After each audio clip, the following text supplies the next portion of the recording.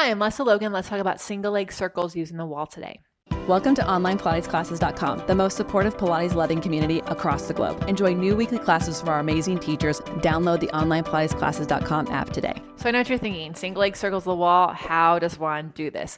And I actually really love this exercise because it does give us information about what we're doing in our single leg circles that might be causing a hip click, a hip hike, us not getting the most out of it, because whatever we're doing on the floor is going to be magnified against the wall, especially since we're not going into gravity. We're kind of like working with a wall. So it can make some things easier, but a lot of things just become more revealed as well. So you want to do this typically from the roll up. And so if you're looking at this exercise tutorial from the OnlinePilatesClasses.com accessory deck, I just want to say thank you for buying that deck. And I hope you're having fun seeing how many different ways you can use tools and accessories to have more access to Pilates, right?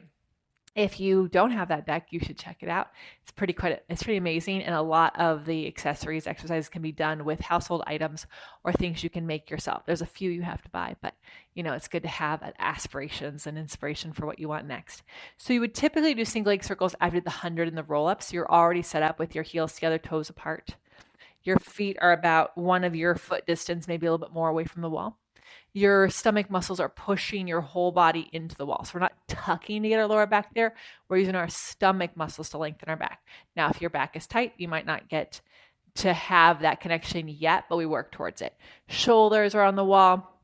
Back of our head, you might have to do a little double chin to get that there. And then arms pushing into the wall.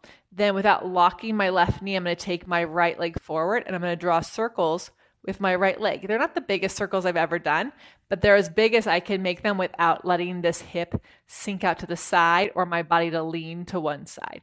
So after 3 to 5 circles in each direction, the foot comes down, and then I try the other side. And again, we're using the stomach muscles to help lift the leg. So what's nice about this is there's more opportunity to get to that outer hip and hamstring, because I don't really care how high your leg comes.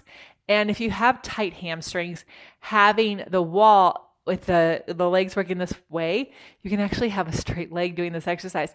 You should feel those outer hips working, the muscles of your center working. Your whole spine is getting nice and long. And so if you have a side where you're like, oh my God, I'm going to fall, make sure you do that side first, then go to the strong side and go back to that side. If you have questions about this, you can put them in the comments below. We go live on Sundays at 9 a.m. Pacific time answering your questions. If you're an OPC member, sometimes we add wall workouts into our OPC classes, but I'm happy to look at your form if you have questions about whether you're doing it right or not. So check out the community for how to do that. And if you would like a wall workout with Pilates with me, check it out here on our channel.